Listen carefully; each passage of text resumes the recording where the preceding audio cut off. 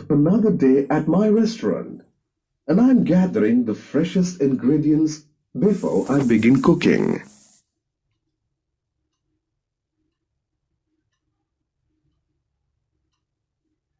Oranges are great to add tang to any dish. Oranges are tangy because of the acid they contain. In fact, the word acid comes from the Latin word acidus, which means sour. By the end of this lesson, you will be able to define an acid, define organic and inorganic acids, explain the physical and chemical properties of acids, explain how indicators help to identify acids, list the uses of acids.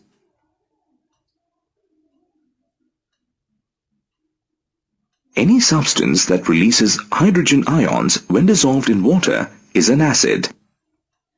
A hydrogen ion cannot exist on its own, so it combines with a water molecule to form a hydronium ion. For example, hydrochloric acid when dissolved in water liberates a hydrogen ion and a chloride ion.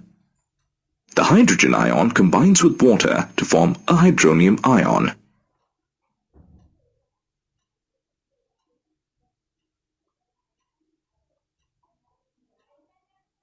This curd is too sour. It needs a little sugar. Curd contains lactic acid, which gives it a sour taste. Acids obtained from food like curd, lemons, grapes, raw mango, citrus fruits and gooseberry are called organic acids. Hydrochloric acid, sulfuric acid and nitric acid are called inorganic or mineral acids.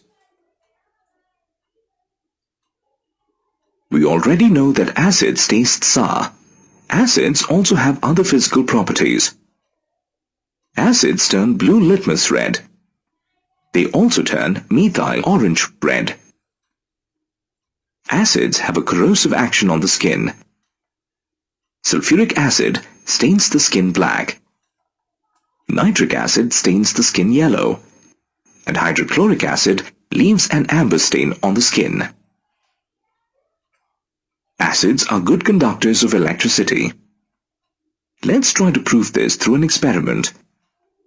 Pour 5 ml of hydrochloric acid into a beaker containing 10 ml of water. Suspend 2 carbon rods in the acid. Connect the rods with an electrical wire in series along with a battery, a switch and a bulb. Switch the setup on and see the bulb glow. This shows that acids are good conductors of electricity. Mixing an acid with water reduces the concentration of hydronium ions of the acid per unit volume. This is called dilution of acid. Acids generate heat when they are diluted.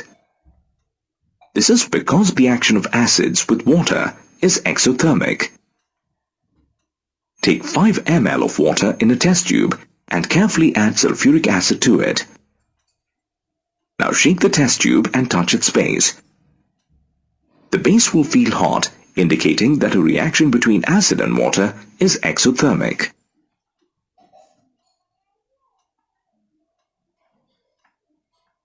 I never store tomato soup in a copper pot for very long. It gives the soup a funny taste. Tomato soup, being acidic, reacts with copper, and that is what causes the change in its taste. Acids react with metals to form metal salts. In this reaction, hydrogen gas is liberated. Take a few granules of zinc in a test tube. Add 2 ml of sulfuric acid to it. You will find that a gas will be liberated. Bring a burning splinter close to the gas liberated. The splinter burns and a pop sound shows the presence of hydrogen. Acids react with metal carbonates to form corresponding salts, carbon dioxide and water. Try this experiment. Take 1 gram of magnesium carbonate. Now pour 2 ml of hydrochloric acid into the test tube. You will observe that a gas evolves. Pass this gas through freshly prepared calcium hydroxide solution, also known as lime water. Lime water turns milky, proving that the gas is carbon dioxide. The precipitate formed in this process is calcium carbonate. Acids react with metal hydrogen carbonates and form corresponding salts, carbon dioxide and water. Take 2 grams of sodium hydrogen carbonate in a test tube. Pour 2 milliliter of hydrochloric acid into the test tube. You will see that a gas evolves. Pass this gas through freshly prepared lime water. The lime water turns milky, indicating that the gas evolved is carbon dioxide. A white precipitate of calcium carbonate is also formed. Acids react with metal oxide to form salt and water. Let's conduct an experiment to prove this chemical property. Take 10 milliliter dilute hydrochloric acid in a beaker.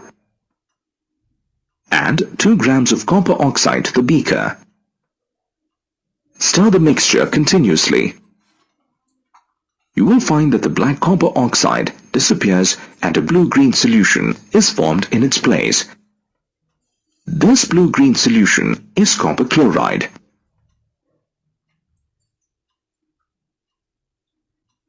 An acid-base indicator is the one which exhibits different color in acids and bases. Red cabbage is a visual indicator used to detect acids. The cabbage leaves are purplish in color but turn red in the presence of an acid. Onions are called olfactory indicators because of their characteristic smell. This smell is destroyed by the action of a base. The most common indicator that you may have come across in the laboratory is litmus, which can be in the form of a solution or paper. Litmus is a natural indicator and is extracted from lichens. It is dyed blue and red to detect changes in color. Take 1 milliliter of any acid and put it into a watch glass and then place a red litmus paper in it. There is no change. In the same setup, place a blue litmus paper and see what happens. The litmus paper will turn red, indicating the presence of acid. This shows that acids turn blue litmus red. Apart from natural indicators, there are a few synthetic indicators such as methyl orange and phenolphthalein. The neutral color of methyl orange is orange and it turns red in an acid and yellow in a base. Phenolphthalein is colorless. It does not change in an acid but turns pink in a base.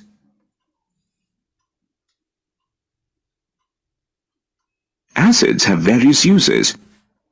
Sulfuric acid is used in the manufacture of fertilizers, paints, dyes, chemicals, plastics, and synthetic fibers. It is also used in car batteries. Nitric acid is used in the manufacture of fertilizers, explosives like TNT, dyes and drugs. Hydrochloric acid is used before galvanizing to remove oxide film from steel and also as a descaling agent for boilers.